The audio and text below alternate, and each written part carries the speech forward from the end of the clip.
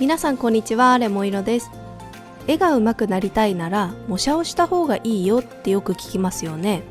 実際に上手くなるために模写をしている人たくさんいると思うんですよ。でもなんで模写がイラスト上達に効果的なのかって知ってますか？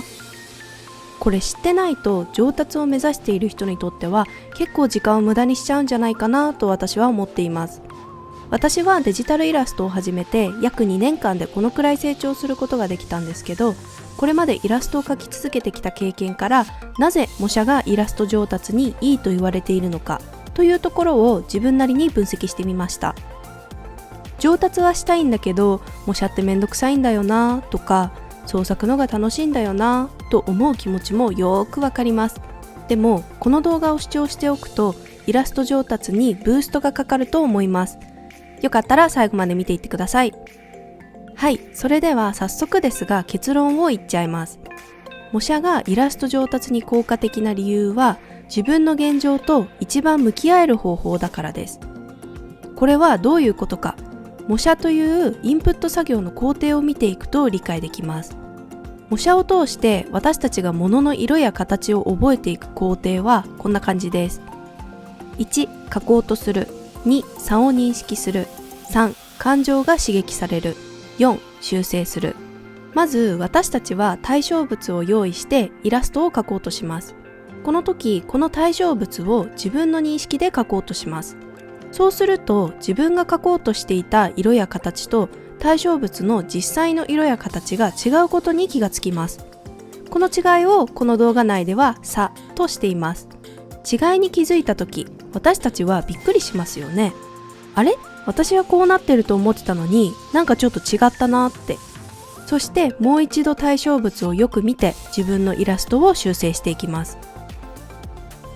この作業の一連の流れを通して私たちは自分の絵とめちゃくちゃ向き合ってるんです。一旦2の差を認識するを飛ばして3の感情が刺激されるについてお話をしていきます。差を認識した時に感情が伴うのは皆さん経験あると思います。このキャラクターの目ってこんなに大きかったんだとか、横向きの背中って思ったよりカーブしてるんだなとか、肌の色が肌色だと思ってたのにくすんだピンク色だった時にはもう二度見するじゃないですか。そんな感じでそこに驚きだったり感動だったりが伴うことで、その色や形が私たちの記憶に強く残っていくんです。よく勉強とかでも友達と問題出し合ったところはよく覚えているとか、間違った問題はすぐ覚えられるとか言いませんか？あれと同じです。友達と楽しく勉強できたとか、間違えたのがすごい悔しかったとか、そういう感情と一緒だと記憶に残りやすいんです。はい、それでは工程を一つ戻って2番、差の認識がなんでいいのかについて説明していきますね。これは自分の現状を把握する段階になっているっていうところがポイントです。さっき感情について話しましたけど、じゃあ感情さえ伴っていれば上達できるのかっていうことを考えてみましょう。例えば X でこのイラストが流れてきたとします。 VTuber の桜美子さんのファンアートです。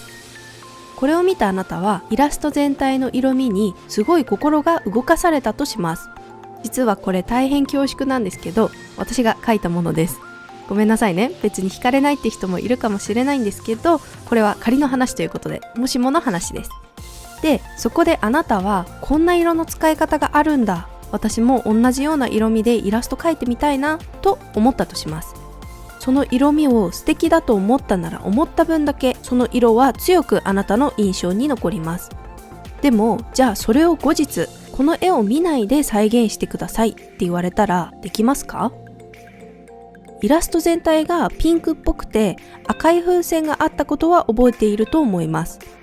でも風船は本当に赤色だったのか、スカートは何色だったか、地面は何色だったか、これをちゃんと再現するのって難しいんですよ。そんなことができたら上達には苦労しないですしね。だから自分が実際に描いてみることが大事なんです。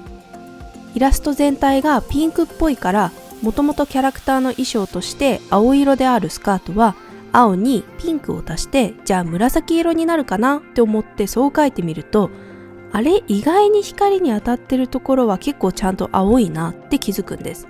またイラストの左下の色で言うと、左下に行けば行くほどオレンジっぽくグラデーションがかかっているなっていうことに気づくためには、スポイトで実際に色を取ってみないとわからない人もいると思います。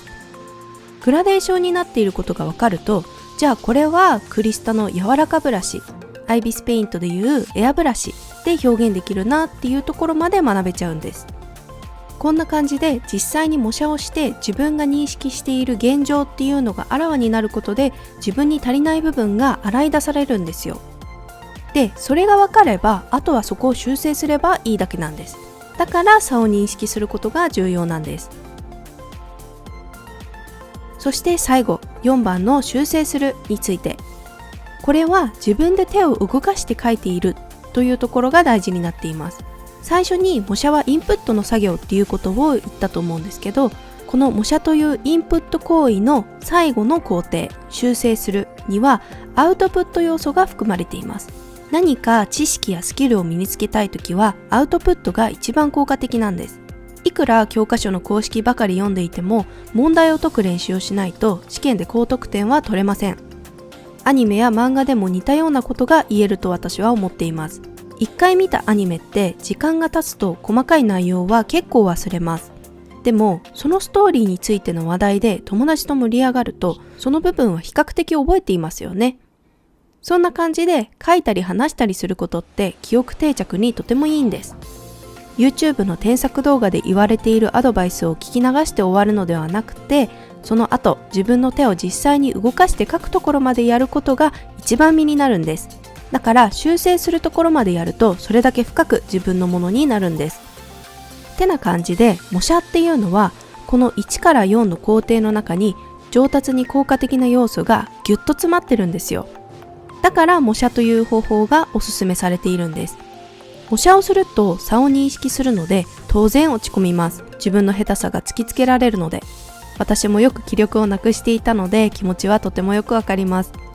一回模写をしたからといって急に上手くなるわけではないし、地道な作業でつまらないし、やめたくなりますよね。でもそこを踏ん張って乗り越えていくと、半年後や1年後にちゃんと達成感を得ることができます。自分で絵が明らかに昔と違うのがもう描いててわかるんですよ。その感覚が本当に私は好きで、そういう時私はニヤニヤしながら絵を描いているんですけど、そのくらい楽しいです。もう進捗の写真とかたくさん撮ってちょくちょく眺めながらもうニコニコしてるんですね。その達成感をたくさんの人に経験してほしいので、今苦しかったとしても模写を通して頑張って自分のイラストと向き合ってほしいです。もし私の描くイラストに興味があれば、イラストの練習として模写の材料に全然使ってもらって構いません。このチャンネルにはイラストのメイキング動画も載せているので、それを見ながら一緒に同じものを描いてみることもおすすめします。私のイラストの盗作は禁止しているので、個人の範囲内での使用をお願いします。はい、といった感じで、これまで模写がなぜイラスト上達に効果的なのかといったところをお話ししてきました。いかがだったでしょうか？模写がいかに上達に関わってくるかということは私も身をもって経験しているので、それが皆さんに伝わっていたらとても嬉しいです。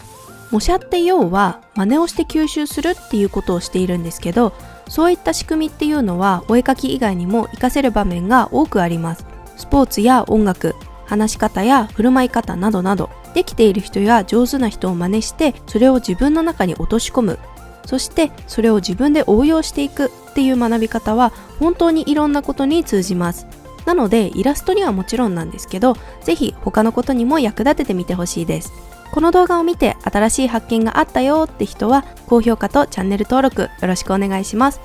それでは次の動画でお会いしましょう。バイバーイ。